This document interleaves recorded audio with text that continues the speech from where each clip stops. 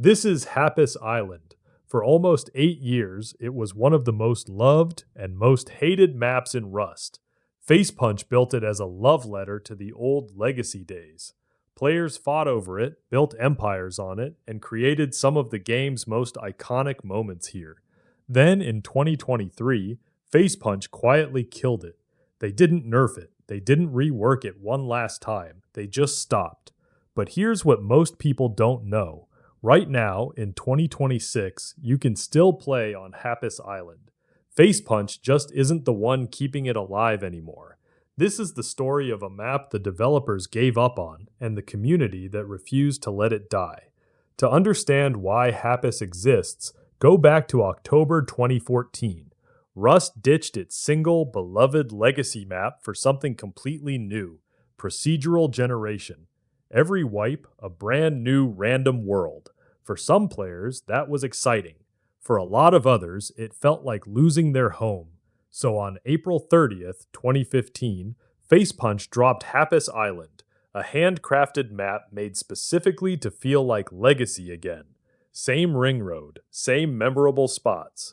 Players immediately started calling areas by their old legacy nicknames.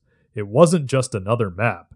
It was Facepunch saying, "We hear you, we remember what you loved." And for the next 6 years, it actually worked. Hapis wasn't some forgotten experiment. Facepunch actually took care of it. In 2018, they released Hapis 8, a big content and bug fix update. Floating barrels fixed, roof exploits patched, new improvements. It had its own dedicated player base, its own veterans, its own culture. But there was always one quiet problem. Every other map in Rust was procedural. An algorithm could update it instantly. Hapis was handmade. Every rock, every monument, every piece of terrain had to be manually updated by a real developer, forever. For 6 years they managed it. Then Rust got a massive visual overhaul, and the real cost became impossible to ignore. Here's something important. Not everyone loved Hapis. Some players called it their favorite map ever. Consistent loot, great PvP flow, that nostalgic ring road feeling. Others openly hated it. You'd see Reddit threads titled, "Why is Hapis so unpopular?" and "Why does everyone love Hapis? I don't get it." The complaints were real.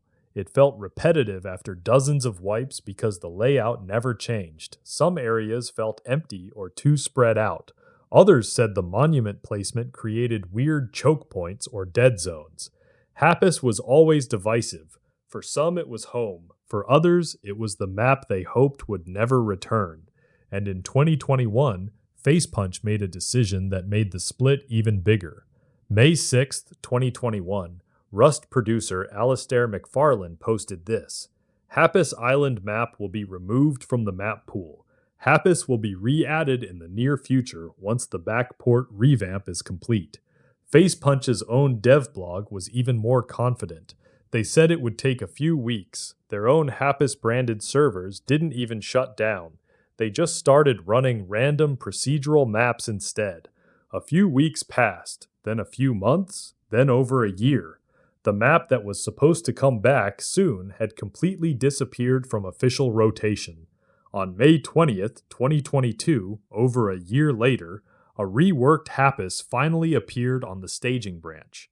New visuals, expanded desert, a brand new sphere tank monument, fishing villages, a ranch. It looked beautiful, but it still wasn't finished. No sea labs, no zip lines, no trains, no underwater labs, not even a Bradley at launch site yet. 2 weeks later, it went live, bundled with the new handmade LMG in what Facepunch called one of the biggest gunplay updates ever. Hapis was back, but the celebration felt strangely quiet, because everyone knew the real problem had never actually been fixed. A handmade map inside a game that reinvents itself every few months is extremely expensive to maintain. Every new feature had to be manually ported to Hapis by a real developer. Facepunch was falling further and further behind. On January 23, 2023, the Rust commit log account posted 2 simple words: Hapis Island retirement. February 2023 was the last time you could play official Hapis Island on any Facepunch server. They retired Observer Island the same way. They didn't make a big announcement. They didn't say goodbye.